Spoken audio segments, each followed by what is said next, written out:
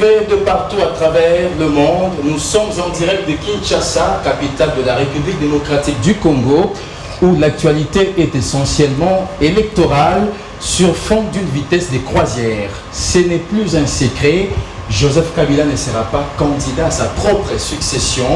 Il a renoncé au troisième mandat et désigne Emmanuel Ramazani Shadari comme candidat du FCC à la présidentielle. Alors, le chef de l'État a-t-il cédé aux pressions ou il a carrément tenu parole de respecter la Constitution?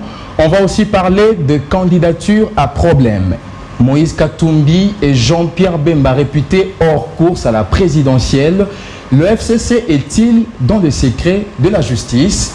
Maintenant que les candidats sont connus, la machine à voter et les électeurs fictifs peuvent encore bloquer les choses. C'est l'essentiel de ces spéciales Grand Plateau. Mais d'abord, nous allons vous présenter nos invités. Tony Eloo, vous êtes membre du Front commun pour le Congo. Merci d'être là. Merci à vous. À votre côté, Sami Wechi, porte-parole de la jeunesse, mais également signataire de la charte du Front commun pour le Congo. Merci également à vous d'être là. Merci pour l'invitation. Dieudonné Mouchagaloussa, vous êtes de la société civile électorale. Panel des experts. Panel des experts. Merci beaucoup. Et dans l'autre bloc, c'est un bloc essentiellement opposition. Régis Landry Kaswama, vous êtes du MLC. Effectivement. Alors, à votre côté, Médard Kankolongo, vous êtes président du parti politique Congo en avant. Merci d'être là. Merci. Et je finis la présentation par Maître Sylvain Moutombo. Vous êtes d'élu d'EPS.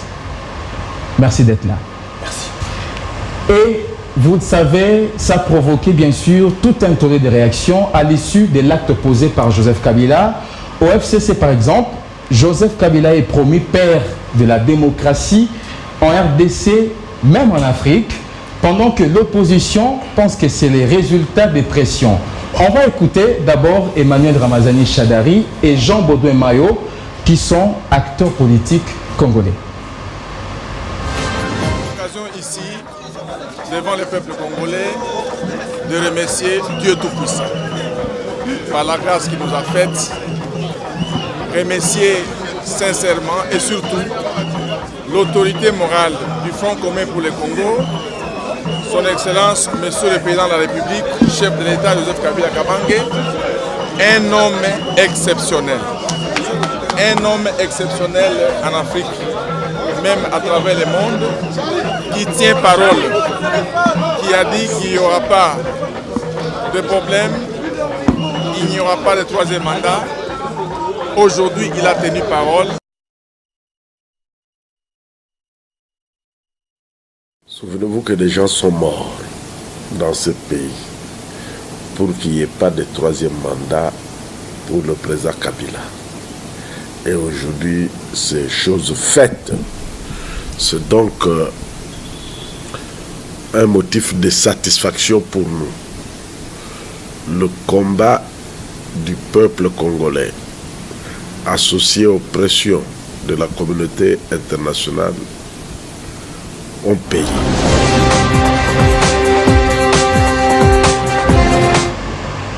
Alors nous ouvrons le tour des tables. Nous commençons par Tony Eloo.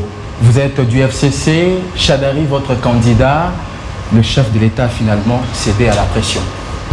Oui, je pense que, et ça c'est une occasion pour moi d'ailleurs, je pense que j'ai suivi tout à l'heure Emmanuel Shadari, le champion du FCC. Lorsque nous voyons déjà dans son propre visage, nous avions vu beaucoup d'émotions et je pense que beaucoup de Congolais comme lui partagent cette même émotion parce qu'une page de notre histoire vient ainsi d'être tournée. Aujourd'hui, nous avons au moins la satisfaction que désormais notre pays ne recourra plus au mouvement de libération, au mouvement insurrectionnel, aux rébellions pour accéder au pouvoir. Aujourd'hui, la RDC est ouverte à la passation pacifique du pouvoir. C'est après une pression. Bon, vous savez, ça c'est une lecture très partisane. Nous savons d'où ça vient, nous savons que nous avons des amis en face qui ont besoin de se reconforter de leur propre misère, qui ont besoin dans une certaine mesure de justifier leurs échecs répétitifs et il fallait chercher un bouc émissaire, il fallait pour eux une certaine victoire. Je veux ici rappeler quelque chose de très important. Le président de la République est resté le plus droit possible. Il est resté le plus cohérent. Il a dit et il a tenu parole. Il a dit, il respectera la Constitution. Jamais nous l'avions entendu dire qu'il allait violer la Constitution. Jamais nous l'avions entendu dire qu'il devait briguer un 3e mandat. Je pense que nos amis de l'opposition devraient même se rappeler, lorsque le président Kamere, j'ai suivi le secrétaire général Mayo le dire tout à l'heure, Vital Kamere, déjà quand il écrivait pourquoi j'ai choisi Kabila, nous l'avait dit, avant même que le FCC le sache. Vital Kamere avait dit que Kabila était un homme qui tenait parole. Et aujourd'hui, nous sommes heureux de rencontrer cette pensée qu'a eu Vital Kamere à ce moment-là. Il a respecté parole. Oui. Quand nous disons, excusez-moi, vous permettez, quand nous sommes en train aujourd'hui de nous fixer sur cela, c'est important de le dire, il a respecté parole, il n'a pas cédé aux sirènes, parce que nous, au niveau du centre, nous étions en train de faire déjà le constat qu'il y avait déjà des sirènes d'extrême qui demandaient un référendum. De l'autre côté, au niveau de l'opposition, on se préparait à un mouvement insurrectionnel. Nos amis étaient déjà dans un schéma. Depuis 2016. Écoutez, la Constitution n'a pas été respectée, mais il y a eu les accords de l'Union africaine qui ont pondu un gouvernement qui a été dirigé par quelqu'un qui s'appelait Sami Badibanga, un ami de M. Mutombo. Par la suite, aujourd'hui, le gouvernement est toujours dirigé par quelqu'un de l'UDPS qui nous a rejoint au niveau du FCC en la personne de Bruno Tshibala. Donc, dans une certaine mesure, ne faisons pas la politique de l'autruche, ne soyons pas hypocrites. La prolongation qu'il y a eu du délai constitutionnel l'a été par un consensus politique qui est le fait aujourd'hui de la totalité de la classe politique. Merci beaucoup. Je prends Régis. Vous êtes du MLC. Ne voyez-vous pas que tout ce que vous avez suppité autour de M. Kabila n'était que des simples agitations aujourd'hui? Non, aujourd'hui, plutôt la satisfaction est de voir qu'enfin le message est passé et que la pression a apporté ses fruits. Parce que vous êtes sans ignorer qu'en 2016, pendant qu'il fallait que les institutions en place et surtout que le président de la République respecte la Constitution, il y a eu des schémas qui ont été créés pour qu'il puisse gagner ce qu'il a eu aujourd'hui, c'est 2 ans de plus de pouvoir. Nous, dans le MLC, nous avons toujours milité pour que la République continue d'exister. Nous sommes un parti républicain, nous avons dit nous allons respecter les textes de la République. S'il y a eu des discussions de la Saint-Sylvestre auxquelles nous avons participé et nous avons bel et bien rejeté de participer dans tout gouvernement d'union nationale parce que nous avions estimé à l'époque que ceux qui avaient gagné les élections, qui avaient un bilan tout à fait négatif, n'avaient qu'à le continuer jusqu'à sa fin et que nous, par le biais des élections, allons prendre le pouvoir pour mettre en place notre programme de gouvernement. Alors, selon vous, il a respecté la Constitution ou il a cédé à la pression? Selon la réalité des choses, on voit aujourd'hui que les morts de Hussein Gandou, Rossi Mukendi et consorts n'ont pas servi à... ne sont pas passés comme ça inaperçus. Aujourd'hui, le fruit de tout ce qui a été fait avec le CLC, avec la population congolaise et l'accompagnement de tout Congolais a donné le fruit que nous avons aujourd'hui. Nous sommes aujourd'hui reconfortés de voir qu'il n'y aura pas de 3e mandat et nous voulons aller aux élections pour que celui qui sera élu, qu'il soit du côté de la majorité ou de l'opposition, prenne les rênes de la République pour les 5 ans à venir. Alors, je m'en vais à Sami Wechi. Vous êtes porte-parole de la jeunesse depuis les dialogues de l'Union africaine. Première question bien sûr pour commencer avec vous. Comment vous vous êtes retrouvé au sein du Front commun pour le Congo et vous vous réclamez encore de la société civile comme étant porte-parole de la jeunesse?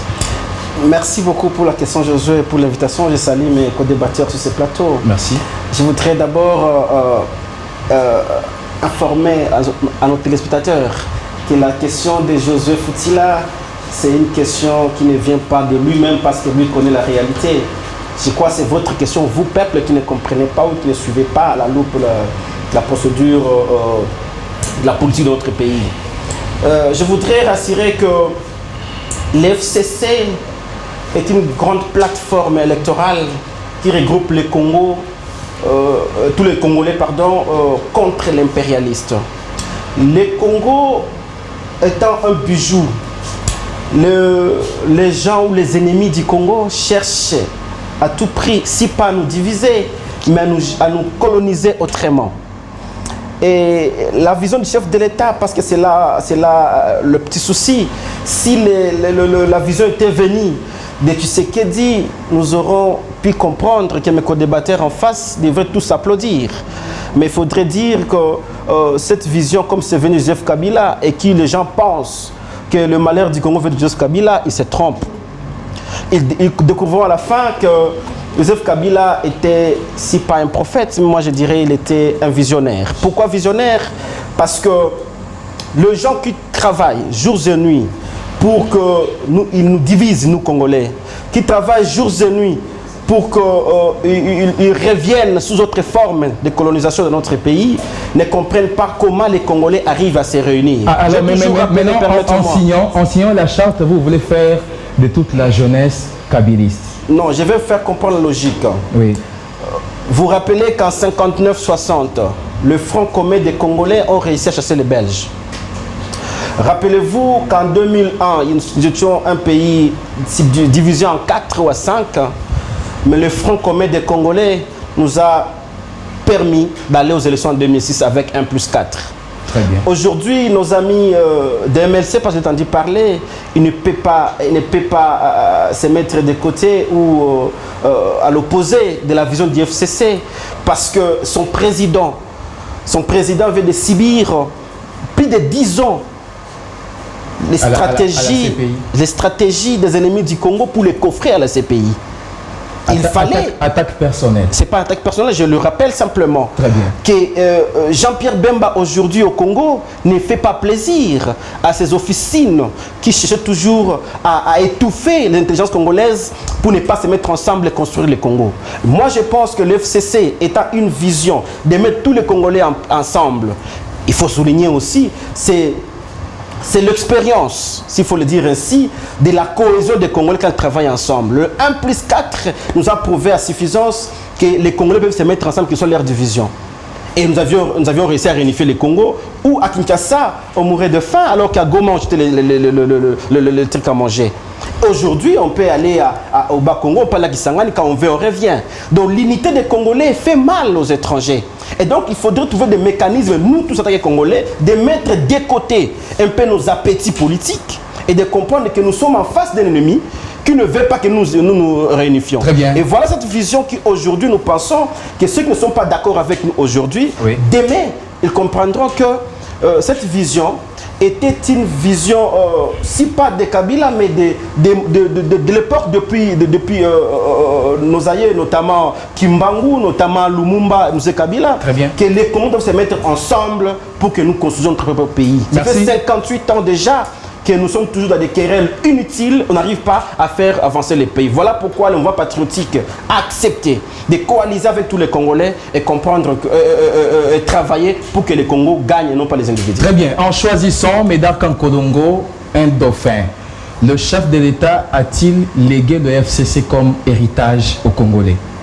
Vous savez, je retenais le souffle. J'étais estomaqué d'entendre nos amis d'en face raconter des histoires, tantôt ce qui s'engage, tantôt ce quoi. Alors je me pose la question. Il nous dit que le FCC est venu pour nous unir, qui nous divise, qui est le vrai ennemi des Congolais, n'est-ce pas votre camp? Et si vous avez vu ici, quand nous nous sortons à main vide pour manifester, il nous tire à balles réelles. Le vrai ennemi des Congolais, c'est vous. Mais manifester sans l'autorisation préalable, c'est voilà, ce qui amène les échauffourées. Et dans ces pays, on vous dit quand vous manifestez, il faut vous tirer, vous tuer, comme on a tué aussi. Le FCC, c'est un conglomérat des politiciens inconstants qui peuvent changer à tout moment. Impopulaire aux yeux de notre peuple. C'est le FCC. Ils ont le défini comme football club, je sais quoi, je ne sais pas quoi dire, je ne suis pas de ça. Et la deuxième des choses, quand on nous parle ici par exemple que non, le président de la République a cédé et il a compris qu'un peuple debout, en colère, il est plus fort qu'une bombe atomique. Quelle forme de pression vous voulez attribuer au chef de l'État? Sais-tu pourquoi Carbone est en prison aujourd'hui? Et que Gabriel Gédéon Kyungu, qui a tué, massacré nos femmes, peut porter les t-shirts à ségré librement? Nous, on ne crachait pas sur la mémoire de mes compatriotes qui s'est battu pour cette lutte. Nous avons en face de nous des ennemis. Donc, je peux vous dire aujourd'hui, je rends hommage à notre peuple et de leur dire, comme nous avons bousculé Kabila et l'ex-majorité, aujourd'hui, il nous reste encore les défis à relever. Mais, je dis aussi, je salue quand le président de la République a compris qu'il ne peut écouter que des flatteurs. Vous les voyez aujourd'hui, non? Mais il avait, Monsieur Médard, il avait promis de respecter, qu'il va respecter la Constitution. mais vous agissez.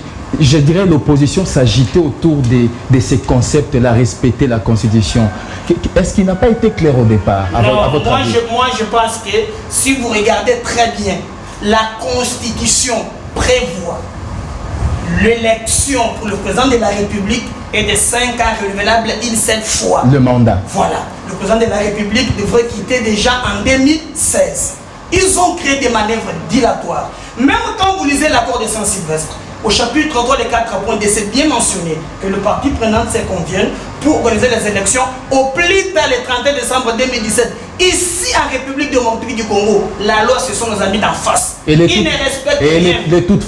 Toutefois, les gouvernements, les CENI, les CNSA peuvent trouver un moyen pour reporter les élections. Mais quand on vous dit au plus tard, est-ce que d'abord, il ne faut pas d'abord être fier que quand vous gérez vos mandats constitutionnels, qu'on revient toujours à des discussions interminables. Lisez le préambule de la Constitution. On nous montre clairement qu'il y a eu des crises à cause de la légitimité du pouvoir. Mais si le journal se révèle aujourd'hui, si Kabila a reculé, parce qu'aujourd'hui, devant nous, on a eu un peuple debout. Et nous ne reculerons pas. Avec Congo, on avait mon parti politique, nous pensons que nous avons réussi à 30%.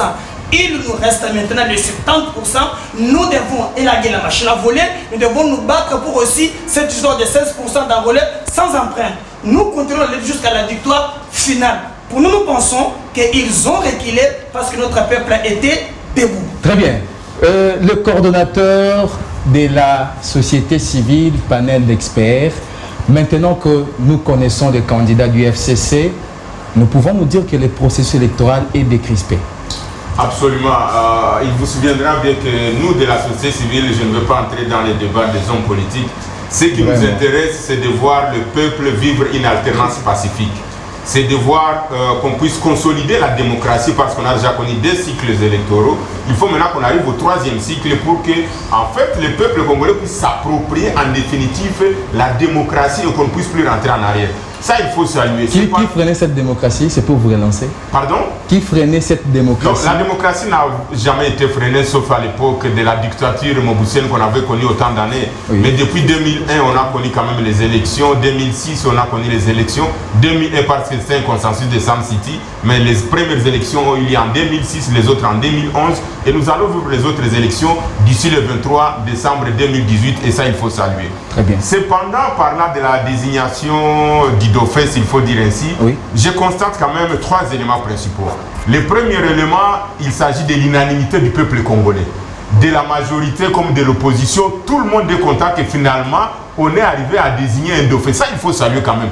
Pour une fois, les Congolais se mettent ensemble pour saluer ces faits, ces gestes historiques qui vont entrer dans les annales de notre pays. Ça, il faut souligner, il faut féliciter le peuple congolais dans l'ensemble et c'est lui qui a fait la désignation du dauphin et les dauphins et ceux qui ont milité pour qu'on arrive à ce stade, mais plus ceux qui sont engagés résolument dans le processus électoral. Ça, il faut saluer. Le deuxième élément quand même qu'il faut constater, c'est un peu une contradiction de ce que je viens de dire. C'est comme si les gens voudraient encore voir Kabila rester au pouvoir. Parce qu'il y a des gens qui disent non, on lui a fait pression, on n'y croit pas, c'est ça. Finalement, je me demande, les Congolais veulent quoi au JC? On salue le fait qu'il a désigné les dauphins, mais en même temps on critique, mais en même temps on n'est pas sûr, en même temps on veut encore retarder le processus. Quand on voit les amis qui parlent des électeurs fictifs, quand on voit les amis qui veulent rejeter la machine à voter, quand on voit les amis qui posent encore des conditions que si tel n'est pas au pays, si tel ne vient pas, il n'y aura pas élection. On veut quoi exactement? Qu'est-ce qu'on veut? Alors pour vous, ça sera la dernière question pour ce premier tour des paroles. Désigner un dauphin signifie aller directement aux élections? Bien sûr, parce qu'on ne peut pas aller aux élections si on n'a pas des électeurs et on n'a pas de gens à élire. Il n'y a pas d'embûche? Il n'y a pas d'embûche jusque-là parce que le processus électoral évolue très bien. Et il faut saluer la CENI, le travail que la CENI est en train de faire parce que le calendrier électoral est respecté jusqu'à ce jour à 100%. Et je suis fier d'être congolais parce que le processus électoral est pris en charge par le gouvernement de mon pays. Je ne peux pas déshabiller le gouvernement de mon pays pour aller habiller des gouvernements étrangers, des impérialistes pour qu'ils amènent là. Mais pour une fois quand même en tant que patriote, en tant que Congolais, au-delà des considérations politiques, au-delà de l'appartenance de la majorité ou de l'opposition, si le Congo supporte ces élections, quoi de plus normal que saluer ce processus? Quoi de plus normal que d'encourager la CENI pour aller de l'avant? Quoi de plus normal que soutenir ce processus? Donc voilà un peu ce qu'il faut souligner et ce qu'il faut saluer à ce niveau. Mais ceux qui parlent de la pression également, je voulais dire que c'est un peu aussi... Apparemment, vous êtes une société civile proche de la majorité ou non, du FCC. Je ne suis pas une société civile proche de la majorité. Je parle des faits. Je fais des analyses. Vous vous attaquez à ceux qui ont parlé de pression et non, non. Pour nous, le principe, c'est que quiconque peut entraver le processus électoral par des gestes, par des paroles, par des actions, par des faits, c'est un ennemi de la démocratie.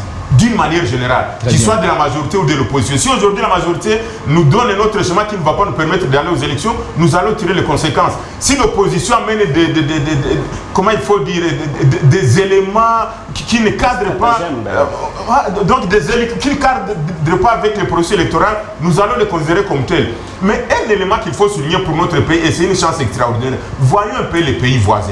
Au Congo-Brazza, ici, le président qui est là, il a combien d'années au pouvoir? Combien de mandats? Si on va au Rwanda, il y a combien de mandats? Si on va en Ouganda, si on va ailleurs. Mais il faut savoir quand même que le Congo, c'est un pays différent des autres et Dieu nous a aimés pour cela. Il ne faut pas qu'on puisse... Non, je précise, il ne faut pas qu'on puisse gâcher cette opportunité que nous offre l'histoire pour qu'on puisse consolider la démocratie en amenant d'autres éléments qui vont nous faire établir aux élections. Maître Sylvain Mutombo, vous avez beaucoup patienté. C'est la règle des jeux, je les dirais. Alors, Kabila choisit un dauphin, agitation. Kabila ne choisit pas un dauphin, agitation. Qu'est-ce qu'il y a exactement? Merci beaucoup. Monsieur Kabila croyait nous prendre dans son petit piège. Et le filet qui était lancé croyait prendre peut-être une grosse baleine. Malheureusement pour eux, c'était une grossesse de 7 ans qui a enfanté une petite tilapia. Le monde s'étonne, le monde s'ouvre, le monde s'exclame. Les Congolais disent oui, nous avons gagné. Nous avons gagné pas parce que M. Kabila a désigné son dauphin tilapia. Nous avons gagné parce que nous avons gagné. Parce que nous devrions gagner. Parce que le sang du Congolais a coulé. Rossi est parti. Deschadé est morte à l'église Saint-François Kitambo. J'ai été arrêté, acheminé en Dolo, acheminé à Kankokolo, acheminé à Lipekine, prêt pour la nerf. Mais pendant que le président disait qu'il va respecter la Constitution. À cause de ce combat pour empêcher M. Kabila et sa camarilla au 3e mandat. La Constitution était claire. Je te viens en retour d'une lecture qui n'est pas biaisée, qui est une réalité politique de ce pays. Oui. 19 septembre, le 15 septembre au 19 septembre 2015, la camarilla au pouvoir, avec tous les jeunes éhontés qui saluent la souffrance du peuple congolais, ainsi que la souffrance des délaissés pour compte que nous sommes, nous qui souffrons avec le peuple, avait appuyé la problématique liée au vote d'une loi électorale avec l'incise de la prolongation d'un pseudo-recensement, afin d'empêcher la tenue des élections en 2016. Je me rappelle bien qu'il y avait ce jour-là 58 morts, du 15 au 19. Qu'est-ce que vous voulez dire par là? Kengo Wadodo, oui, un autre grand aventurier de la République, croyait sauver la République ce jour-là, alors qu'il n'avait pas sauvé la République. C'était la pression du peuple congolais, où nous avions sauvé la République. Je salue Franck Diongo, avec qui nous étions en route, avec qui nous avions mobilisé Lukunga jusqu'au niveau de Triomphal. Alors, vous voulez dire que c'était... Je vous ai dit, je vous retourne en arrière. Oui, oui. C'est une démonstration historico-politique de notre pays pour vous dire que M. Kabila n'a pas fait sa volonté. M. Kabila a subi une pression populaire. Ce n'est pas seulement le 19. Nous avons repris plusieurs marches On a tiré sur 5 à Sévigné. Et quand il disait on a arrêté plusieurs. Quand il disait qu'il va respecter la Constitution, il l'a jamais respecté. Il l'a dit à plusieurs reprises. Aujourd'hui, M. Kabila fait semblant, ou la Camarilla de l'autre côté au pouvoir, croit que le peuple congolais sont naïfs. On va nous traîner dans des mensonges, dans les questions de la politologie du non-dit.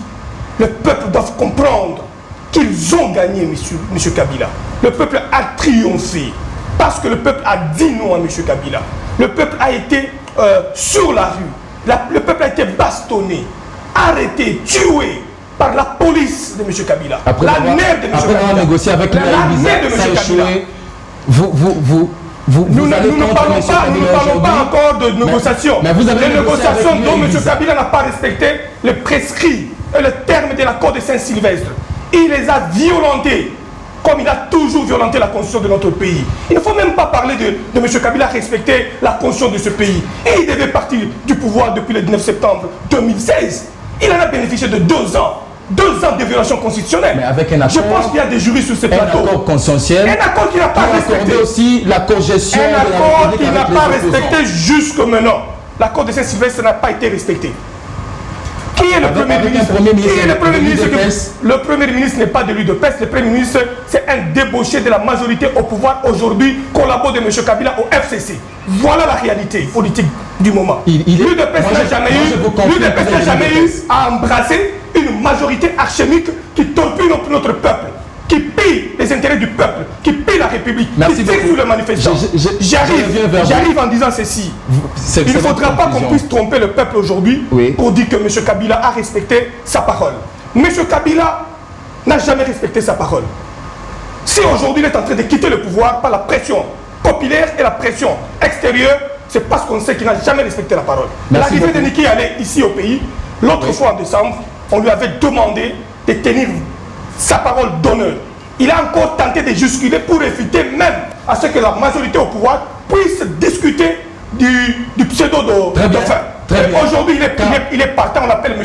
Kabila, ancien président de la République, président sortant, parce que nous avons gagné, parce que Béni Carbone a gagné, parce que Père-Armel a gagné, parce que tous les grands jeunes leaders de la liberté, de la résistance ont lancé leur combat dans la rue, ils ont perdu de leur faim, ainsi de suite, et M. Kabila appartient à l'histoire. Merci beaucoup, les amis vont récupérer quelques minutes que vous avez profité. Bon, donc vous avez profité, bien sûr, j'allais dire. Alors, je rappelle la règle des jeux, jusqu'à preuve du contraire, M. Kabila est président de la République, M. Léon Kengo Adondo est président du Sénat, respect aux institutions.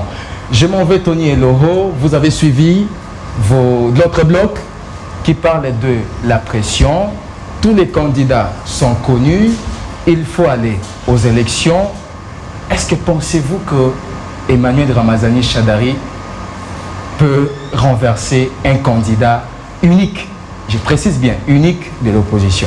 Merci M. Foutila. Je tiens, avant de répondre à cette question, je tiens tout d'abord de ma génération à moi, je suis de la génération qui considère que le débat politique doit d'abord être un débat républicain. Très bien. Le débat républicain nous impose certaines règles de bienséance. Et je pense que nos amis se sont illustrés, je ne vais pas dire tous, mais certains se sont illustrés dans une théâtralisation de l'ignominie, dans des insultes faciles. Heureusement que vous l'aviez épinglé tout à l'heure. J'ai entendu un compatriote se permettre devant d'autres compatriotes qui nous suivent traiter le président du Sénat d'aventurier. Je m'étonne. C'est un qualificatif. Permettez, non, je suis désolé. Je ne suis pas de cette génération-là. Je ne suis pas de cette génération-là. Je ne suis pas de cette école-là. Moi, je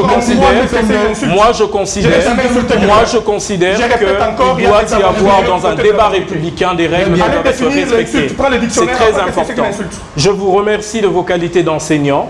Je considère que j'ai la parole et je l'use dans la bienséance comme vous pouvez le constater. Très bien, allons-y. Ce que je voulais dire la bataille aussi, entre les candidats qui sont connus. Ce que je voulais dire aussi, et c'est très important de permettre que j'identifie cela aussi, c'est qu'il ne faudrait pas aujourd'hui faire un fonds de commerce sur nos compatriotes qui sont morts.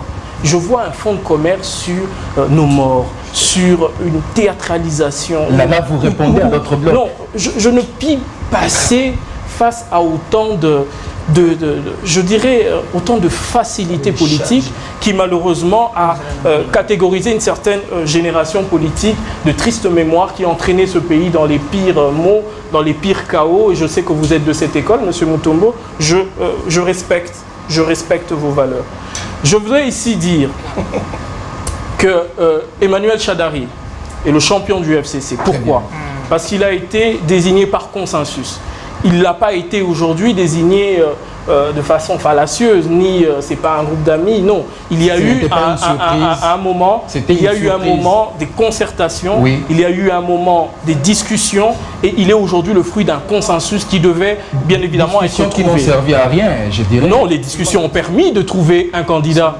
C'est ce que nous avons fait. Nous avions la lourde responsabilité. Monsieur Kabila, le président de la République, a usé de son pouvoir discrétionnaire pour avoir Emmanuel Shadary. Non, le président Kabila a entendu tous les sociétaires. Il les a convoqués. Il les a entendus à plus de 2 reprises. Oui. Il a lui-même délégué des personnes qui ont tenu des concertations. Donc, arrivé à 14h, à 13h, à cette désignation, cela est la preuve qu'il y a eu une concertation forte et démocratique autour de ce choix. Aujourd'hui, nous sortons victorieux de cette phase parce que cela conforte le FCC. Nous ne sommes pas un machin, nous ne sommes pas une structure où vous avez un autocrate qui lui-même se désigne à chacune des congrès qu'il veut bien organiser, lui-même comme étant le père de sa chose. Je crois que c'est seulement le bloc de l'opposition qui s'attaque au bloc de... Je n'ai cité le nom de personne. Non, mais permettez, je n'ai cité... Je considère que nous sommes dans un débat républicain, vous ne me verrez jamais ressembler à certaines personnes. Donc, dans une certaine mesure, ce que je voulais dire, c'est que nous sommes partis d'un portrait qu'il fallait aujourd'hui décrire. Nous l'avions fait. Emmanuel Shadary, il répond aux qualités qui ont été portées sur celui qui devait être le champion du FCC. Nous avons parlé de sa longue expérience. Ce n'est pas quelqu'un qui vient de nulle part. C'est quelqu'un qui a commencé dans la territoriale. C'est quelqu'un qui a milité politiquement dans ce pays. C'est quelqu'un qui a gravi les échelons et on connaît son CV. Donc il n'y a aucune machinerie à faire dessus. Donc c'est quelqu'un qui n'a hérité de rien. C'est un candidat qui aujourd'hui... ancien de l'UDPS. C'est un ancien de l'UDPS. Apparemment, le chef de l'État aime beaucoup l'UDPS. Non, écoutez, l'UDPS, et ça c'est important de le dire, l'UDPS a contribué aujourd'hui à l'éclosion de la démocratie dans ce pays. J'ai beaucoup de respect pour l'UDPS. J'ai beaucoup de respect pour le combat des pères fondateurs de l'UDPS. Je cite Kibasa, je cite Etienne Tshisekedi, et je cite tous ces anonymes qui sont morts parce qu'ils ont cru à cette lutte. Et aujourd'hui, ici, Shadary peut être sorti du rang de l'UDPS. J'en serai encore reconforté. Ça veut dire que notre pays a ainsi quelqu'un... Et comment il va battre les candidats uniques, soit-il, de l'opposition? Nous attendons de voir. Je pense que le FCC... La machine à voter, non, mais vous m'avez coupé la parole parce que j'étais déjà en train de parler de son parcours, je parlais de ses qualités, je parlais de ses valeurs. Oui. Bon, là maintenant, vous voulez que je parle du candidat des autres. Il y a 26 candidats. Il y a un seul candidat du FCC qui sera face à 25 autres candidats. Chacun, à un moment, devra parler pour ses candidats. S'il y a aujourd'hui une candidature unique de l'opposition, j'en doute fort, connaissant notre opposition, connaissant les amis en face, la qualité qu'ils ont, je ne le dirai pas, mais la qualité qu'ils ont de s'opposer de leur démon Sissipar que l'on connaît, dont on connaît les agitations spirituelles, nous disons, ok, nous leur laissons le choix de choisir eux-mêmes leur candidat. S'ils nous présentent un candidat, nous le battrons. S'ils viennent tous, nous les battrons encore. Nous n'avons aucune inquiétude sur cela parce que nous connaissons le profil de chacun et nous savons que aisément, Emmanuel Shadary les battra, même les yeux fermés. Alors, Monsieur Landry, vous avez beaucoup gobé. Jean-Pierre Bemba, c'est lui le candidat de la communauté internationale. Jean-Pierre Bemba, c'est lui qui revient à tout moment comme candidat à chaque congrès. Apparemment, votre champion est traité de tous les mots. Vous savez, ça fait depuis un moment, nous au MLC, nous avons lutté pour qu'il n'y ait pas de 3e mandat. Nous n'avons à aucun moment lutté pour qu'il y ait désignation d'un certain dauphin. La majorité présidentielle en face n'aurait pas présenté de candidat, mais qu'on organise les élections et que le président Kabila ne se représentait pas, nous serions allés aux élections sans problème. Jean-Pierre Bemba aujourd'hui est traité de tous les mots. Ce n'est pas une surprise. Vous savez, après 10 ans passés dans des moments difficiles, chacun a suppité de sa manière. D'autres ont estimé qu'il y avait un complot contre lui et d'autres aujourd'hui maintenant disent que l'Occident a un certain complot contre sa personne. Mais nous, au MLC, nous avons toujours soutenu et défendu que ce procès avait une accointance politique. Elle était dirigée par les institutions d'une certaine manière. Elles ont contribué, ceux de Kinshasa, pour qu'il y ait les difficultés rencontrées par le président Jean-Pierre Bemba. Et aujourd'hui qu'il s'en tire, aujourd'hui qu'il en est sorti, il est revenu pour continuer sa lutte politique lancée il y a de cela 20 ans. Jean-Pierre Bemba est venu à poser sa candidature. Jean-Pierre Bemba va compétir et nous savons qu'après les discussions qui vont nous rassembler avec les autres partis chers de l'opposition, nous allons discuter, nous allons dégager non pas une candidature unique, mais une candidature commune. Nous allons désigner un fils de ce pays qui aura la charge de porter notre projet commun à la tête de ce pays et nous allons, durant les 5 ans à venir, déployer nos stratégies, mettre en place notre programme de gouvernement et notre actif démontrera clairement que 17 ans durant, et si même vous voulez que j'aille un peu plus loin, jusqu'en mai 97, nous allons démontrer que rien n'a été fait au bénéfice du peuple congolais. Et si ce n'est pas Jean-Pierre Bemba qui est le reflet de ces candidats communs d'opposition, vous allez facilement céder? Et aujourd'hui, j'aimerais encore tirer l'attention sur tous ceux qui ont tendance à nous créer des ennemis avec le monde occidental ou bien avec tous ceux qui sont hors de nos frontières. Je les rappelle que pendant des années, ils ont été couvés par ces mêmes nations. Il ne faudrait pas qu'aujourd'hui, parce qu'on a eu le courage de vous rappeler que vous allez à l'encontre des textes de votre République, vous qui êtes garant de la Constitution, vous qui d'une manière normale, sans que ça ne soit un fait de débat ou une raison de réjouissance, vous deviez respecter la Constitution. Ce n'est pas parce qu'on vous le rappelle, ce n'est pas parce que vous ne respectez pas les droits humains dans votre pays qu'on vous rappelle cela, que vous allez décréter la guerre contre tout le monde. Aujourd'hui, la RDC n'a pas intérêt à se battre avec tous ceux qui sont hors de ces frontières. Nous avons besoin d'un accompagnement pour mettre en place notre stratégie. Et si aujourd'hui Jean-Pierre Bemba n'est pas le candidat commun désigné par l'opposition, je pense qu'il l'a dit, il l'a redit et il continue de le dire. Il va s'effacer, il va travailler pour que nos idées, compte tenu de notre programme de gouvernement, soient d'une certaine manière reversées dans le programme d'ensemble de l'opposition congolaise qui sera désignée, pour que nous puissions travailler durant les 5 ans à venir. Et 5 ans après, sa candidature reviendra. Si elle est retenue, il va briguer la présidence, sinon il va encore s'effacer. Ici, nous parlons de la République, nous ne parlons pas des êtres. Nous devons apprendre maintenant à ce que le Congo soit plus fort que les êtres et non pas qu'on continue d'avoir des hommes forts ou bien des hommes providentiels qui, du reste, n'existent pas. Très bien. Alors, d'où la création du FCC. Le Congo, on ne parle pas des individus, il faut privilégier les intérêts du Congo et des Congolais. Alors, je rappelle que Jean-Pierre Bemba fait partie des candidats dont les candidatures sont réputées d'avoir un problème. Il est réputé, bien sûr, lui, avec Moïse Katumbi, d'être hors course à la présidentielle. Alors, je propose à ce que vous suiviez avec nous les réactions de quelques acteurs de la société civile et quelques acteurs politiques, et on sera de retour sur ce plateau. Nous allons tous nous battre pour que le processus déjà en cours soit réellement indépendant, transparent. Il faut que ça soit des élections démocratiques, honnêtes, inclusives. Il faudrait que tout Congolais qui réunit les conditions puisse y participer, soit en tant qu'électeur ou en tant que candidat éligible. Il ne faudrait pas qu'il y ait quelqu'un, comme c'est le cas aujourd'hui de Moïse Katumbi, qu'on empêche de venir déposer son dossier. Ce n'est pas la RDC qui a condamné Jean-Pierre Bemba de subordination de témoin, c'est la CPI. Ça, c'est une nuance de taille. Ce n'est pas la RDC qui a demandé à Moïse Katumbi de se faire étranger, de changer de nationalité pour être italien, parce qu'en tant qu'étranger, pour entrer dans un autre État, il doit avoir le visa. Donc ce n'est pas la RDC, ni pour le cas de Moïse, ni pour le cas de Jean-Pierre Bemba. Il ne faut pas qu'on fasse l'amalgame et qu'on dise au peuple congolais, c'est la République démocratique du Congo, ce sont les autorités de la République qui sont en train de décapiter les potentiels candidats.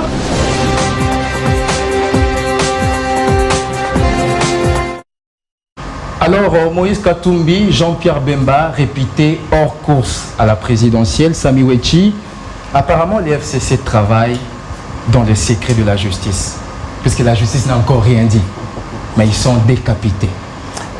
Mais merci beaucoup Josué, mais je ne voudrais pas répondre à votre question avant que je ne corrige un peu. C'est une correction. C'est une correction. C'est une correction, pourquoi? Parce que apparemment ils vont faire croire à nos auditeurs, à notre spectateur, pardon, que ce qu'ils disent, c'est la vérité. Il faudrait donner la contre-vérité. Il ne faut pas qu'ils fassent croire aux gens que Kabila, le président Kabila ne sait plus représenter parce qu'il y a une pression, quelque chose comme ça. Et je suis étonné d'ailleurs qu'on nous parle du troisième mandat. Je ne sais dans quel texte, il y a des juristes de ce plateau, à quel texte de la République on parle du troisième mandat probable de Kabila. Je ne sais pas. Il n'y a aucun texte où on a soulevé un point de troisième mandat. Mais aujourd'hui, les juristes parlent à haute voix qu'on a bloqué un troisième mandat qui n'a jamais existé. La fameuse thèse. J'y arrive. Cette thèse n'est pas une loi. C'est une thèse, ce n'est pas une loi. Et nous pensons que ceux qui se réjouissent aujourd'hui, parce qu'il y a notre compatriote jeune, Mukendi, et les autres ont perdu leur vie. Ils disent aujourd'hui que le président Kabila ne s'est plus représenter parce qu'il y avait des Mukendi qui sont morts. Moi je crois non. Ils crachent sur les morts de ces gens-là. Les gens-là ne cherchaient pas, il ne fallait pas des individus. C'est que mon ami à la fin, il a voulu soulever des MLC, que nous devons mettre le Congo au-dessus de tous les Congolais. Ici, je regrette d'attendre mes compatriotes parler que des individus.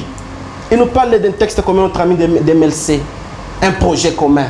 Et si ce projet commun-là, si jamais ce projet commun, copier-coller du projet commun de la majorité, est-ce qu'on pourra se réunir pour le Congo?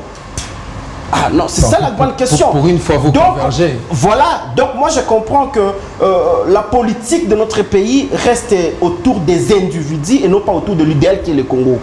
Et nous, en tant que société civile, nous pensons qu'au sein du FCC, c'est mettre tous les Congolais ensemble.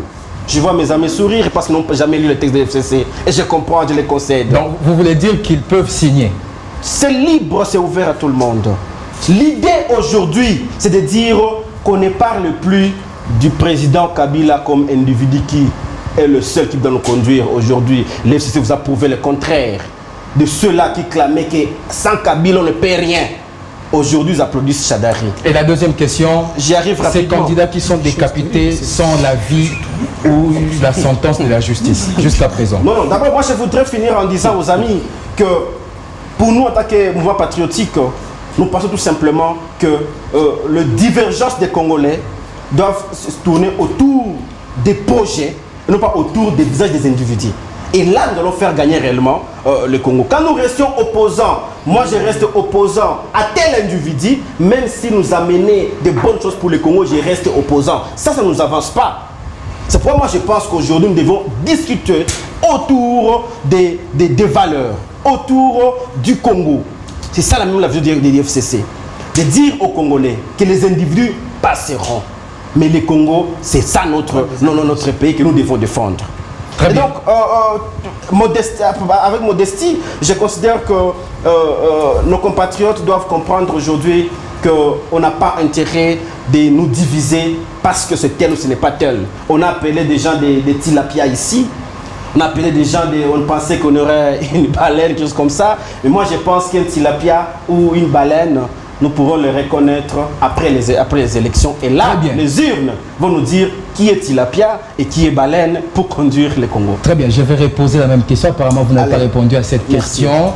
Le Congo doit nous unir, mais lorsqu'on cherche à décapiter quelques candidats, c'est déjà la division.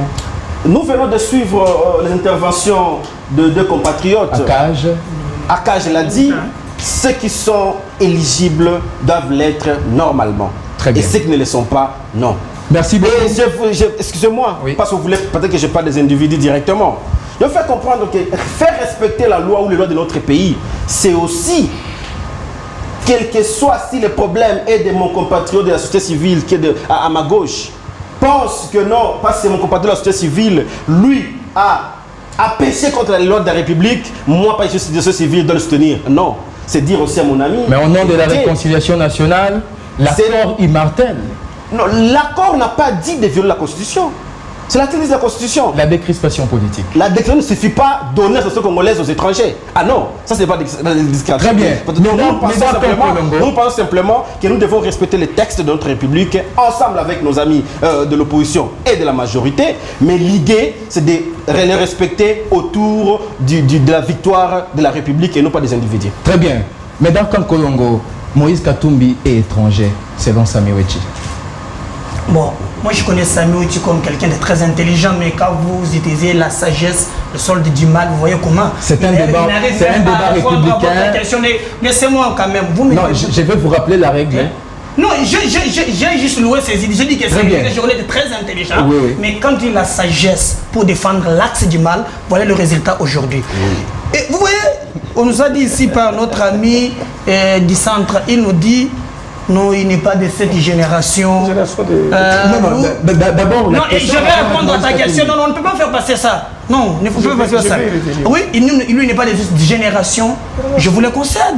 Vous êtes de la génération du FCC, où vous avez des gens qui peuvent changer à tout moment. Regardez votre FCC, vous avez des gens comme de José Makila, qui nous ont dit que Kagame dirige des pays, vous êtes avec de l'autre côté.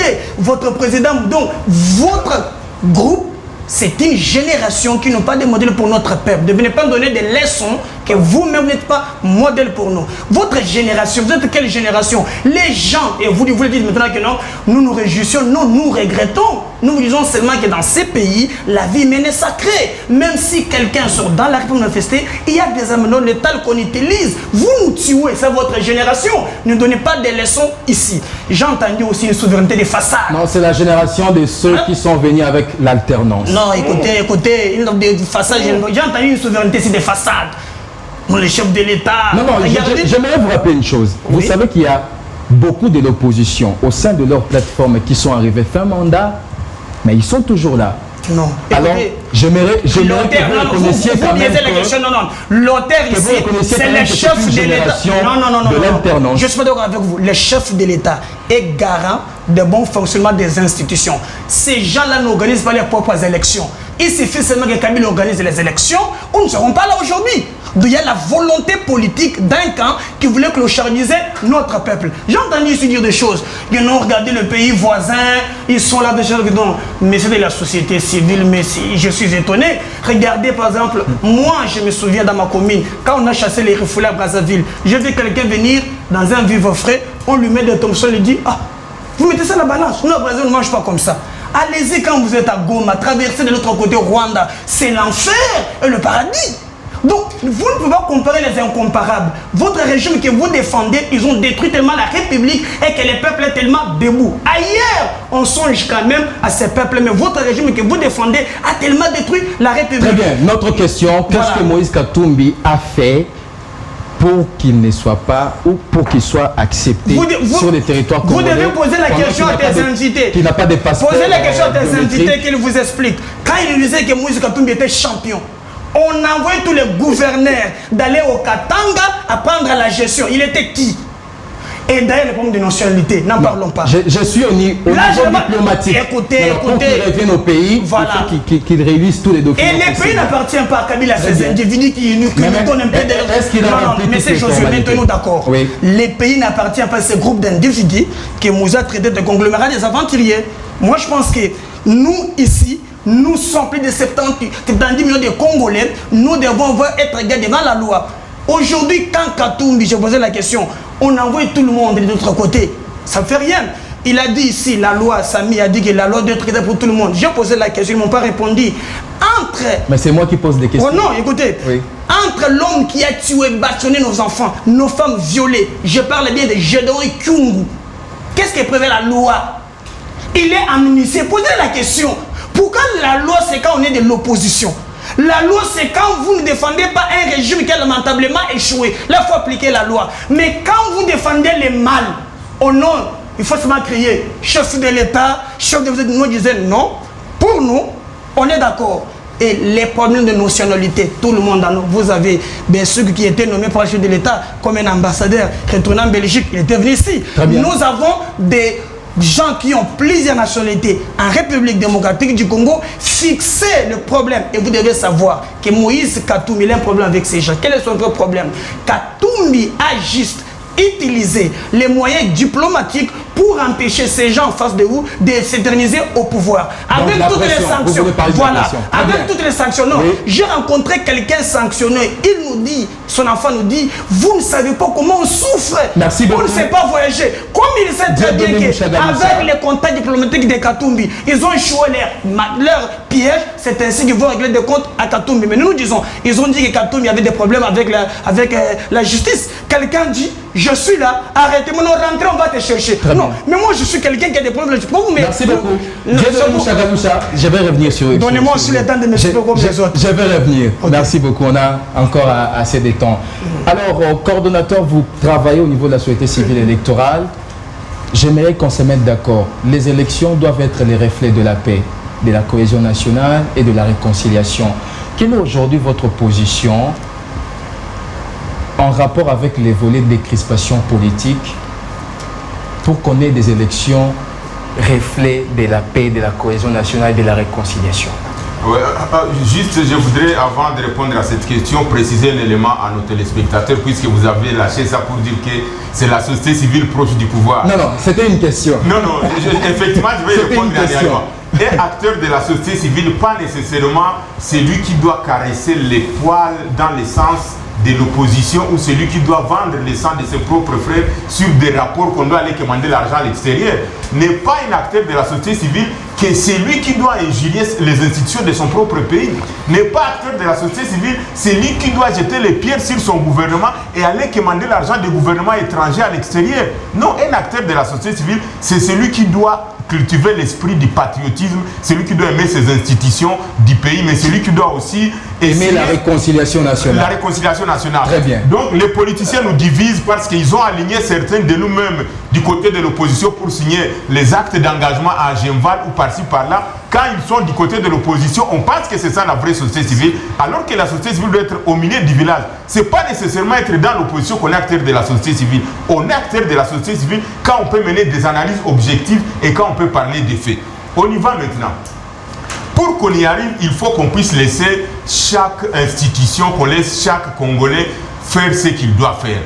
En ce qui concerne le processus électoral, la décrispation. La décrispation, j'y arrive pour qu'on y arrive. Il faut d'abord, ok, allez-y. C'est ça, je suis en train d'y arriver. Donc la décrispation, effectivement, il faut une réconciliation nationale. Mais cette réconciliation nationale ne doit pas être au-dessus de la loi, puisque la loi est impersonnelle, la loi concerne tout le monde. S'il y a un individu, s'il y a un Congolais, s'il y a une Congolaise qui est frappée par la loi, on ne peut pas quand même mettre toute la nation en danger à cause d'un individu, mon frère. On ne peut pas faire... L'individu dont le sort a été réglé par un accord qui a vivifié les institutions.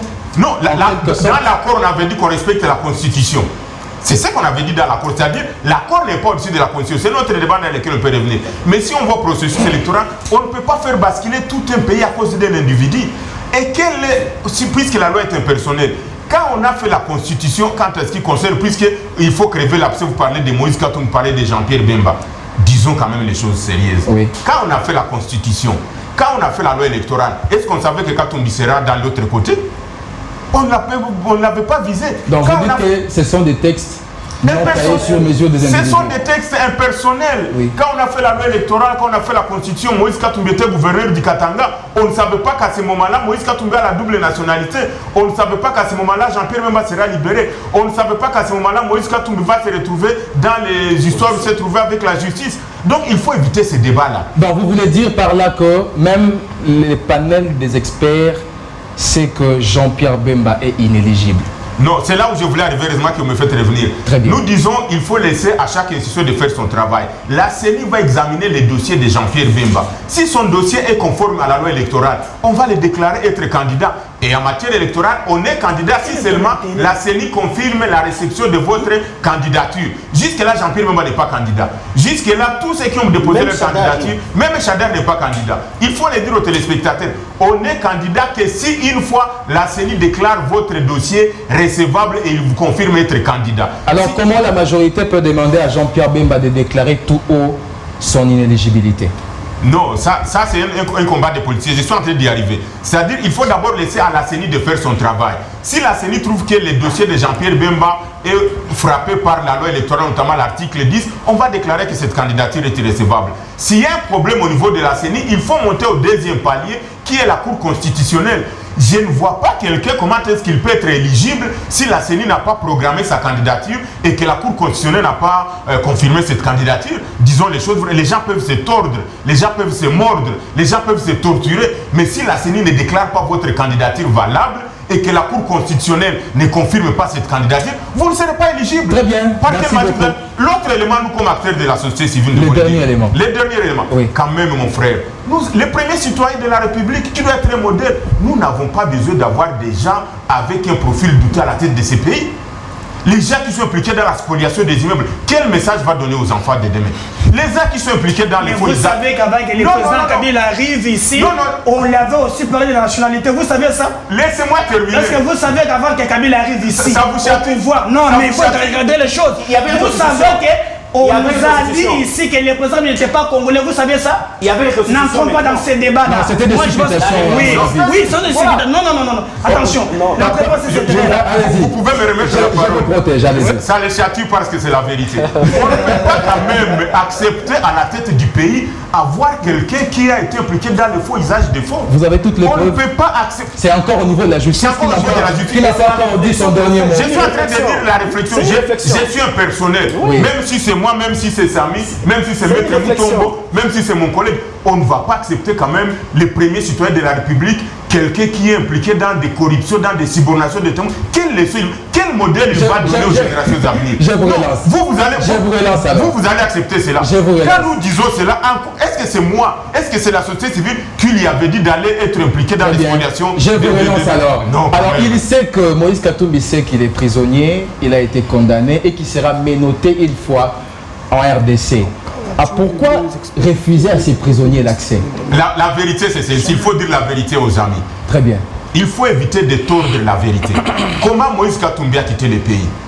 Qui oublie qu'il a quitté le pays dans un avion médicalisé avec l'autorisation du procureur général? Quand je dis cela, je suis de la majorité, c'est un fait vrai. Moïse Katumbi a quitté le pays sur l'autorisation du procureur général. Il arrive à l'étranger, il perd sa nationalité. Et c'est moi qui lui ai fait perdre sa nationalité. Et c'est vous qui l'avez fait perdre sa nationalité.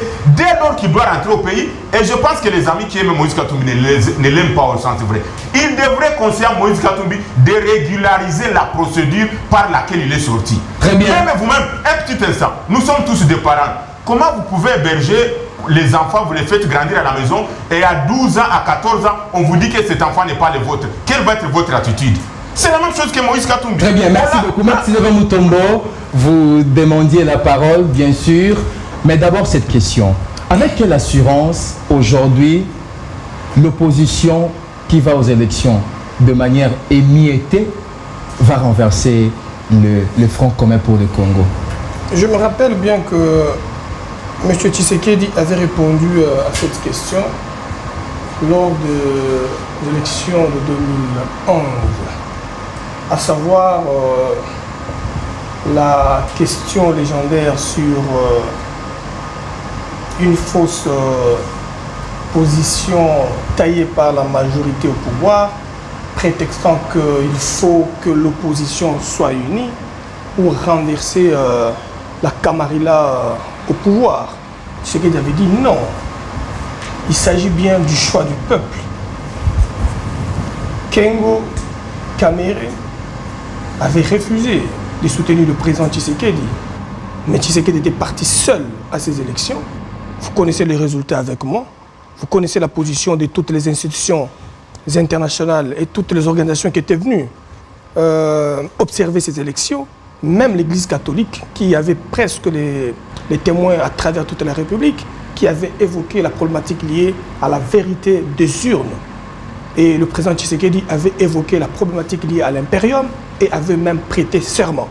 Donc il avait gagné et ceux de candidats de la majorité et toutes celles qui étaient porteuses des candidatures de la majorité au pouvoir.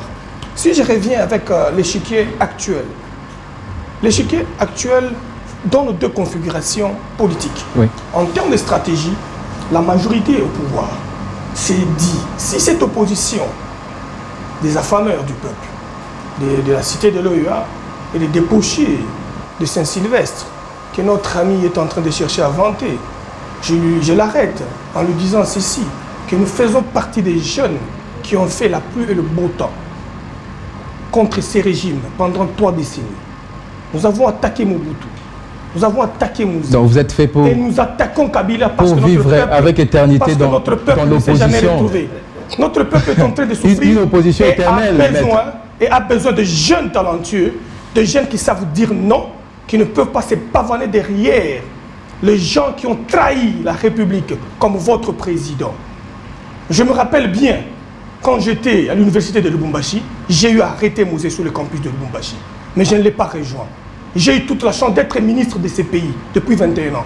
Je ne l'ai pas été parce que le peuple continue à souffrir. Et je suis avocat, je continue à combattre ces régimes. J'ai combattu le régime de Mobutu. Et nous combattions ensemble avec les autres, le régime de Kabila, le régime de Mouzé. Et aujourd'hui, nous avons gagné notre combat parce que l'alternance est là, pas par votre vouloir. Vous qui suivez les batteurs de tam-tam dans le conglomérat des aventuriers que Mouzé lui-même a décrit après la prise de pouvoir. Donc je ne voulais pas entrer dans ce guéguerre. Si j'y entre, c'est parce que vous avez voulu démontrer que l'insulte était venue de moi, alors que moi je n'ai que qualifié Kengo d'aventurier. Alors maître, s'il faut savoir disséquer je vous relance.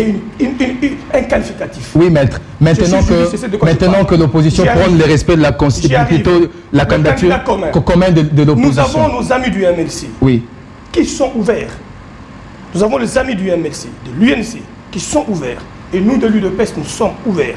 Et nous sommes en train de batailler ensemble pour que nous puissions obtenir un candidat commun de l'opposition avec toutes les ondes de sportivité. Alors l'UDPS a déjà une avancée puisque Katumbi n'est pas là, Jean-Pierre Bemba est réputé nous nous battons inéligible. Et nuit pour que la candidature de Jean-Pierre Bemba soit retenue. Nous nous battons pour que la candidature de Katumbi soit déposée. Je pense que l'arrivée du président sud-africain a donné beaucoup de tonus sur cette question. Et nous attendons des résultats quant à ceux. On ne peut pas appeler un Congolais qui était hier le plus grand gouverneur meilleur de la Camarilla au pouvoir. La Camarilla au pouvoir n'est gérée que par Moïse. Tous ces gens-là faisaient des voyages au Katanga pour aller escroquer Moïse Katumbi Tchapoué. Aujourd'hui, Moïse est devenu leur mal-aimé parce qu'il a refusé le 3e penalty. Il a dit « Halte, M. Kabila !» La Constitution stipule ceci. Tu as fait ton temps et tu dois partir. La majorité devait se choisir un dauphin depuis 2015, depuis 2014. Parce qu'un succès sans successeur, c'est une forme d'échec. Très bien, merci. Aujourd'hui, non, mais je dois avoir le même temps que les autres. Laissez-moi terminer. Non, mais vous avez largement le temps. On a plus le temps. Il n'y a pas de laisser le temps à la Camarilla au pouvoir. On est dans un monologue. De 1992, on est dans un monologue. Notre pays avec 7 millions de morts. Merci beaucoup. Je pense que vous êtes en train de conclure. Laissez-moi parler. Laissez-moi parler pour lui-même. Une minute. Allez-y. D'accord. Nous aurons un candidat commun. En face de ce candidat commun, nous avons un candidat qui était Premier ministre, qui était vice-premier ministre, au moment où les 2 experts des Nations Unies mouraient. Nous avons un candidat de l'autre côté qui a neutralisé toutes les assemblées provinciales. Nous avons un candidat qui a démystifié la Cour constitutionnelle, qui rendait les arrêtés contre certains gouvernements provinciaux, mais ces candidats, lui-même était la loi. Chadar était la loi. Il fermait les assemblées provinciales. Au-delà de la loi édictée. Maintenant, qui est-ce que vous avez présenté pour renverser Chadari? Même moi-même ici. Très bien. Alors, monsieur Régis, vous êtes du MLC. Je voulais vous joindre à ce que les coordonnateurs de la société civile viennent de dire. je vais vous joindre à ce que les coordonnateurs de la société civile viennent de dire. Les lois ou les textes ont été élaborés avant que Jean-Pierre Bemba ne soit libéré. Alors comment la majorité peut confondre la corruption à la subornation des témoins? Je pense déjà que dans ce propos-là, on a la réponse à la question. Les conditions pour être président de la République sont claires. Elles sont prévues dans l'article 72 de la Constitution, où l'on dit qu'il faut avoir au moins 30 ans.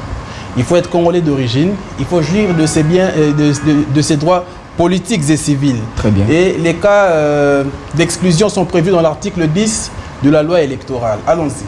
La loi électorale dit qu'il faut jouir de ses droits. Il faut ne pas être frappé par un jugement irrévocable concernant la corruption, concernant l'exploitation illicite des ressources naturelles.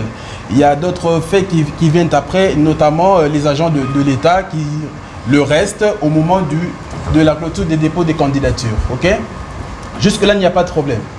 Parce que le président Jean-Pierre Bemba, dans son chef d'accusation pour la seconde affaire à la CPI, a été accusé pour production des faux témoignages, oui, pour corruption et pour subornation de témoins. Très bien. Dans le verdict rendu par la Chambre de première instance, il a été acquitté pour les faits de corruption et pour les faits de faux témoignages. Il a bel et bien corruption et faux témoignages. Il a bel et bien été condamné pour 1 an pour subornation de témoins. Maintenant, nous sommes dans un domaine du droit pénal, où le droit pénal est de stricte interprétation. D'autant plus que le droit pénal congolais, dans son article 129, a prévu la subornation de témoins. Et dans son article, si je ne me trompe pas, c'est 154, il a aussi prévu la corruption. Ce sont deux faits distincts pour lesquels il y a deux peines différentes. Très bien. Le législateur, ayant prévu cela, savait bel et bien qu'il y avait une différence entre les deux dossiers. Maintenant, nous sommes aussi régis, la CPI est régie par le statut de Rome.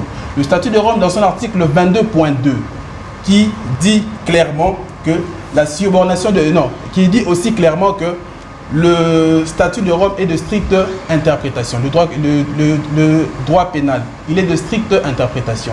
Donc, que ça soit sur le plan du droit pénal congolais, que ça soit sur le statut de Rome, les deux sont des interprétations strictes. Et les deux sont liés par l'article 215 de la Constitution. Maintenant, dans son article 80.1, il parle de subornation de témoins pour lequel la peine maximale prévue est de 5 ans et un paiement des amendes. Partant de tout cela, partant de la corrélation que je viens de faire, très bien. On peut clairement démontrer que Jean-Pierre Bemba, qui en chambre de première instance, je précise, est condamné pour subornation de témoins, n'a aucun problème pour que sa candidature aujourd'hui soit frappée d'une certaine inéligibilité. S'il était condamné pour corruption, là, il n'y aurait pas eu de débat. Nous sommes aujourd'hui au point où il est condamné pour subornation de témoins, qui est totalement différent de la corruption. Je regrette qu'il y ait des éminents professeurs de cette République qui ont oublié le droit qu'eux-mêmes ont enseigné aux générations de Congolais et qui ont même osé dire, je regrette encore, que la subornation de témoins pourrait équivaloir la corruption. Or, ils savent très bien que nous sommes dans le domaine de la stricte interprétation. Et nous n'allons pas interpréter par analogie. Nous n'allons pas ici parler d'éthique ou de morale pour interpréter ces faits de droit. Alors, si sa candidature n'était pas déposée, sera retenue à la lecture du droit, et que même s'il faut aller voir la Cour constitutionnelle, il sera démontré noir sur blanc, comme je viens de le faire, que Jean-Pierre Bemba est éligible et il le sera. Très bien. Monsieur Tony Elo, nous sommes en train d'aller lentement sûrement vers la fin de cette émission. Je dirais, la Cour a interprété l'article 70 de la Constitution. Les chefs de l'État restent en fonction jusqu'à l'installation du nouveau président élu. Quoi de plus normal qu'on pourrait alors se rendre vers cette même Cour pour obtenir l'interprétation par rapport au cas de Jean-Pierre Bemba? Personnellement, je fais Par là, confiance. je vais dire que c'est une clique de kabylistes. Non, ne voyez pas les démons partout. Peut-être en face. Allez-y. Mais ce que je voulais dire, c'est que nous sommes à un point où les candidatures ont été exprimées. Oui. La CENI les a réceptionnées. Vous avez vu des photos. Par la suite, il y a une phase de nettoyage, de vérification, de traitement qui va se faire, qui est en cours d'ailleurs, et il y aura une liste provisoire. À la suite de cette liste provisoire, s'il y a contestation, toute contestation sera portée vers les instances qui sont habilitées à traiter ces contestations-là. Donc moi, et personnellement, je pense que le centre, nous avons refusé d'entrer dans un débat pour ainsi nous ériger en juridiction pour donner des avis définitifs. Nous pensons que si le MLC demain verrait son champion disqualifié de par les dispositions de la loi, il devrait recourir aux instances qui sont habilitées pour interpréter le droit. J'ai suivi la cette position démonstration. de l'AMP n'est pas la position Nous du sommes le FCC. FCC. Dans le FCC, vous avez le MP, vous avez le centre. Donc permettez quand même que je parle de la singularité de ma plateforme politique. Alors donc, ailleurs, on je dit que c'est voudrais une campagne ici... qui se base sur la peur. Non, de Jean-Pierre Bemba. écoutez, il y a 26 candidats. Ne dramatisons pas aussi. Il n'y a pas que Jean-Pierre Bemba, il y a Mouzito. Et puis il y a Kinké, il y a même Gizenga. Donc à un moment, vous savez, si on devait avoir peur, on n'aurait jamais déposé la candidature. Vous permettez, c'est moi qui ai la parole. S'il vous plaît, je reviendrai à vous, M. Mutombo. Je voudrais ici terminer sur ce propos, sur le dossier de Katumbi. Sur le dossier de Katumbi pour dire ceci. Il y a effectivement une question qui a été posée sur sa candidature. Et je pense que Ensemble a, par le biais de son secrétaire général, introduit une requête auprès du Conseil d'État pour permettre à M. Katumbi de venir déposer sa candidature. Très bien. Je pense que M. d'Ensemble, au lieu de se donner à une théâtralisation d'arguments, aurait fait économie de son énergie pour parler de cela. Bon, je le fais à sa place. Pour dire ça, que dans une certaine mesure, il faudrait attendre que cette requête soit traitée et que nous ayons l'injonction de cette juridiction pour savoir si oui ou non Moïse Katumbi, parce qu'il faut prendre en compte que le bureau de traitement a clôturé le 8. Donc, depuis 5 jours, je pense que toutes les plateformes politiques, nous sommes dans les substitutions, les corrections. Donc, on ne peut plus aujourd'hui, à ce stade, recevoir une autre candidature. Et c'est important de le dire. Seule cette juridiction, donc le Conseil d'État, pourra dire le droit et nous orienter quant à ce. Mais pour nous, vous savez, et ça, je voudrais ainsi encourager nos amis, vous savez, Arnold Schwarzenegger, pour le citer, a été un formidable gouverneur de la Californie. Il a même brigué 2 fois le siège de gouverneur, mais il n'a jamais pu devenir président des États-Unis, alors qu'il était adoubé par la population. Il a fait une très bonne gestion, mais pourquoi il ne le pouvait pas? Parce qu'il était en contradiction avec la loi américaine, parce qu'il n'était pas né sur le sol américain. Bon, on n'a pas vu les Nations Unies poser des problèmes, on n'a pas vu le Congo faire un communiqué pour plaider le cas de M. Schwarzenegger. Donc à un certain moment, il faut avoir de la mesure. Si M. Katumbi, aujourd'hui, n'arrive pas à déposer sa candidature au niveau de la présidence, il a déjà été gouverneur du Katanga, il y a encore demain les élections municipales, s'il est en accord avec la loi, il pourra revenir et demain peut-être devenir maire de Lubumbashi. C'est une éventualité. C'est qu'il avait soufflé ou c'est comment? On va suivre Jean-Pierre Bemba et on reviendra sur ces plateaux pour conclure l'émission.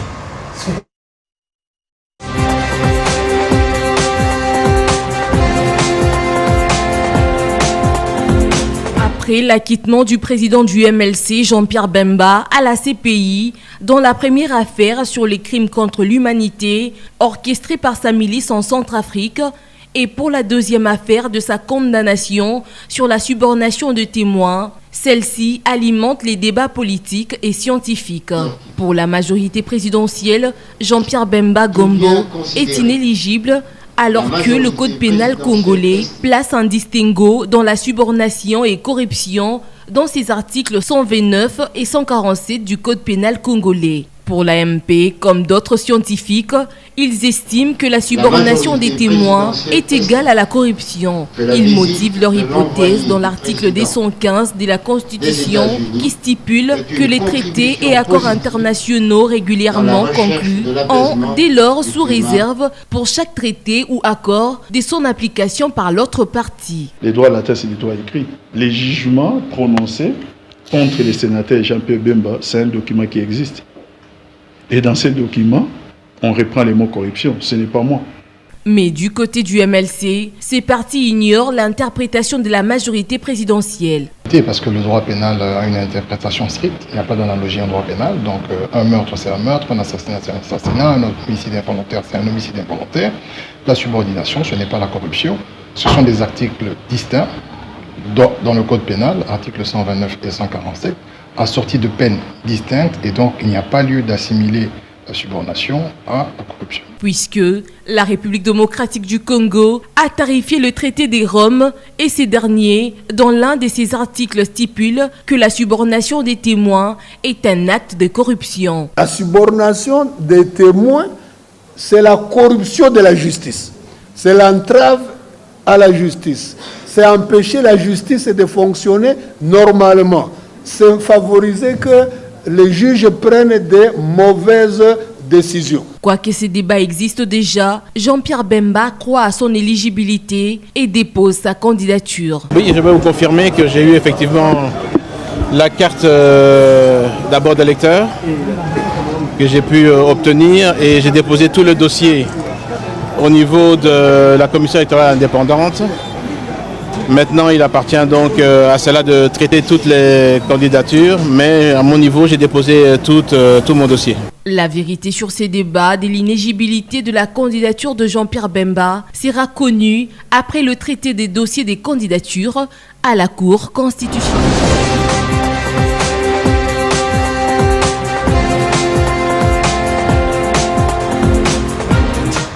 Alors, Jean-Pierre Bemba qui a déposé sa candidature. Tous les candidats sont connus, Moïse Katumbi ou pas, on ne peut pas tabler sur les individus. 30 secondes, qu'est-ce qu'il reste à faire pour qu'on aille effectivement aux élections? 30 secondes. Non, il n'y a plus rien, il n'y a plus rien à faire. Pour le moment, la machine est déjà en marche. Vous avez tout ce qui est comme candidature et des candidats présidents comme députés à des niveaux. Et nous pensons aujourd'hui, c'est conseiller à tout acteur politique d'éviter de mettre encore des stratégies ou des stratagèmes pour empêcher que nous ayons aux élections le 23 décembre. Parce que ça fait que quand bien même les gens ont déposé des candidatures, il y a ceux-là qui ne sont même pas encore prêts d'aller battre la campagne. Donc nous estimons que aujourd'hui, c'est que nous avons toujours appelé l'opposition et la majorité de mettre toutes les machines. Chacun doit apporter ce qu'il doit apporter pour que nous ayons le sol le 23. Mais ce qui va encore nous retarder, seraient les vrais ennemis du Congo. Très bien. Monsieur Dieudonné Mouchagaloussa, on doit aller aux élections, mais avec la machine à voter pour le FCC, mais sans machine à voter pour l'opposition. Alors, ce qui compte, ce sont des élections et je pense qu'on va élire avec la machine à voter.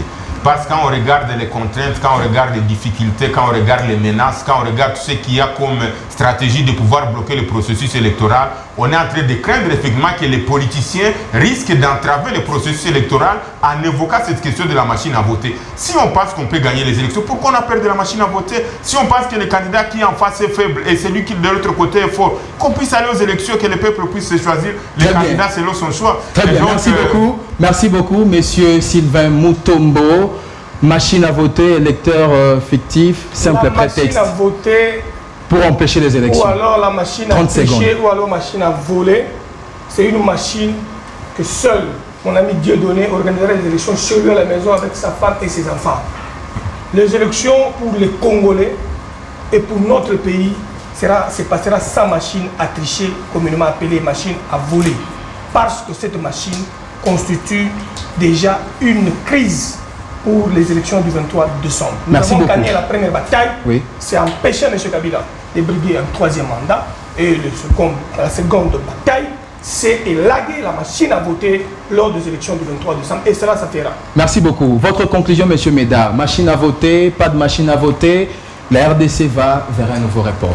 Mais moi, j'avais voulu que l'expert nous explique c'est quelle base on va utiliser la machine à voler. Parce que la loi électorale telle qui est publiée par la CENI, on nous parle de l'impression des bulletins papier. Mais là, je ne sais pas, la République où il appartient, il peut nous inventer des choses. C'est la porte que vous avez inventée. Non, écoutez.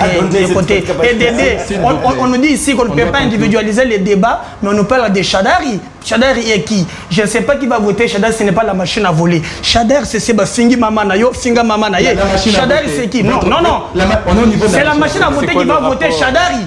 Parce qu'on ne peut pas individualiser les débats, il est dans les territoriales. Non, on ne peut pas parler de quelque chose et son contraire, c'est faire un cercle vicieux. Nous disons pour nous, la machine à voler, on sait pourquoi on a mis Chadar qui ne représente rien, c'est pour aller avec la machine à voler pour tricher les élections. Merci beaucoup. Et ça ne passera pas, nous allons bloquer cette machine à voler. Alors, Monsieur Régis, vous allez conclure. Jean-Pierre Bemba est populaire, même avec la machine à voter, il peut passer. Jean-Pierre Bemba, un homme en intellectuel chevronné et en personnalité politique bien informée, a démontré au président de la CENI qu'il y avait un problème sur le plan de l'opérationnalité des élections au 23 décembre. Lui-même, qui est averti, a eu 6 minutes pour se choisir un candidat président, un candidat député national et provincial. Maintenant, la question a été posée pour ma grand-mère, par exemple, qui a 86 ans aujourd'hui, comment va-t-elle s'y prendre? Va-t-elle léguer son droit de vote à un agent de la CENI pour qu'il le fasse à sa place, ou elle va prendre 15 ou 20 minutes pour le faire? Si c'est le cas, combien de personnes vont voter le premier jour? Il a été démontré noir sur blanc que c'est impossible que tout le monde, toutes les personnes enregistrées dans le fichier électoral puissent voter le premier jour. Alors il y a une autre question qui s'est posée. Allons-nous voter sur 2 ou 3 jours? Ok? Si c'est le cas, il faudrait que toutes les parties prenantes se mettent autour d'une table, que nous puissions discuter pour dégager les options, notamment un consensus autour de l'utilisation de la machine à voter qui, jusqu'aujourd'hui, n'est pas accepté par les partis politiques de l'opposition dans le MLC. Nous allons continuer. Nous allons voter. Là, j'étais estimé. Laissez-moi le mot que je possède. Et donc, nous pensons. Laissez-moi le mot que je possède. Vous dérangez l'émission. Nous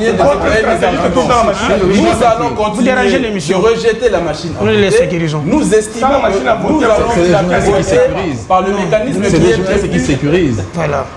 Nous estimons que nous allons voter par le mécanisme qui est prévu dans la loi électorale. Et jusqu'à ce jour, c'est les bulletins papier.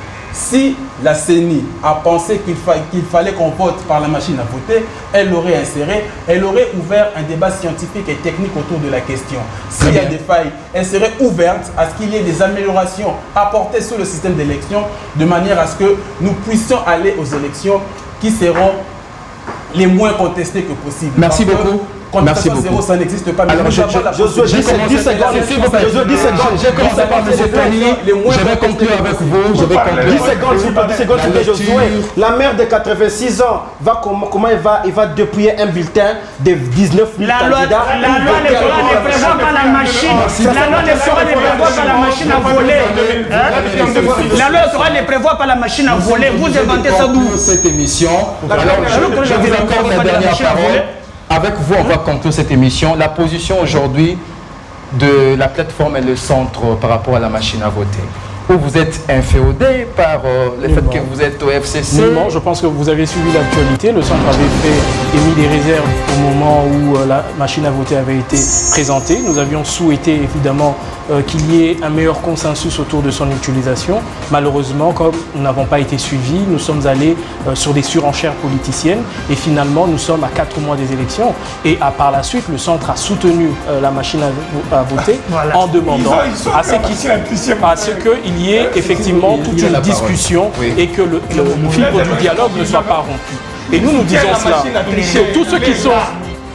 Monsieur Ménard, vous venez de dire tout à l'heure que Samy dérange. Le FCC s'appelle machine à voter. S'il vous plaît, je vous protège. Non, la façon dont il change, il avait rejeté, il soutient maintenant. C'est ça. Une stratégie pour gagner les élections, c'est la machine à voler, communément appelée machine à tricher. Je pense que nous avons l'habitude des gesticulations. Nous savons que c'était devenu aujourd'hui une pratique politique d'un certain camp politique. Mais nous ne voulons pas aujourd'hui donner cette image. Je pense que le plus important, c'est de dire l'essentiel. Pour nous, l'essentiel, c'est qu'aujourd'hui, nous sommes à 4 mois des élections. Il n'est plus l'heure aujourd'hui de chercher de longs dialogues, de longues discussions.